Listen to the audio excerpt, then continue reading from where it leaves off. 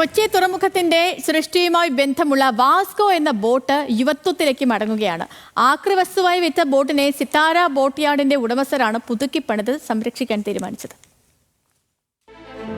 100 വർഷത്തിലേറെ പഴക്കമുള്ള പൂർണ്ണമായും തേക്കിൻ തടിയിൽ നിർമ്മിച്ച കൊച്ചിയുടെ സ്വന്തം വാസ്കോ ബോട്ടാണ് നവീകരിച്ചത്. റോബർട്ട് ബ്രിസ്റ്റോ എന്ന ബ്രിട്ടീഷ് എഞ്ചിനീയർ കൊച്ചി തുറമുഖം സൃഷ്ടിക്കാൻ കടലിലും കായലിലും സഞ്ചരിച്ചത് വാസ്കോയിലായിരുന്നു. 2010 ആക്രിവസ്തുക്കളിൽ ഉൾപ്പെടുത്തി വാസ്കോയെ തുറമുഖ വകുപ്പ് വിറ്റു. പിന്നീട് അത് കൊച്ചിയിലെ സ്വകാര്യ ബോട്ട് നിർമ്മാതാക്കളായ സിത്താര ബോട്ട് യാർഡ് 2 ലക്ഷം രൂപയ്ക്ക് വാങ്ങി. വർഷങ്ങളോളം സിത്താരയുടെ യാർഡിൽ കിടക്കുകയായിരുന്ന ബോട്ടിന്റെ ചരിത്രം പിന്നീടാണ് സംരംഭകർ അറിഞ്ഞത്. ഇതോടെ ബോട്ട് നവീകരിക്കാൻ ഇവർ തീരുമാനിക്കുകയായിരുന്നു.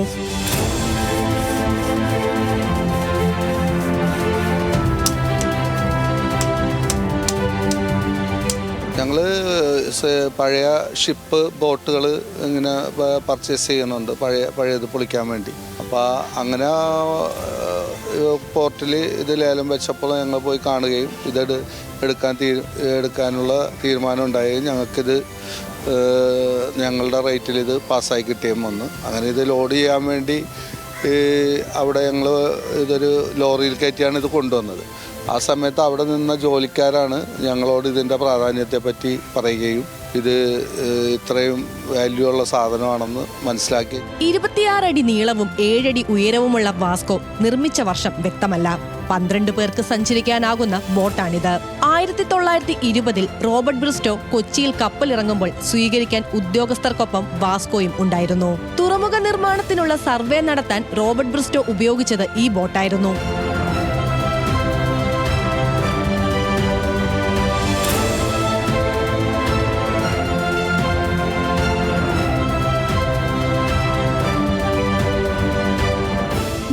മാസം മുൻപ് ആരംഭിച്ച അറ്റകുറ്റപ്പണി 2 മാസത്തിൽ പൂർത്തിയാകും. കേടായ തടിഭാഗങ്ങൾ മാറ്റി പഴയ രൂപത്തിലാണ് നവീകരണം. കിർലോസ്കർ കമ്പനിയുടെ ഇരട്ട സ്ട്രോക്ക് എഞ്ചിനാണ് നവീകരിച്ച വാസ്കോയിൽ ഘടിപ്പിച്ചിട്ടുള്ളത്.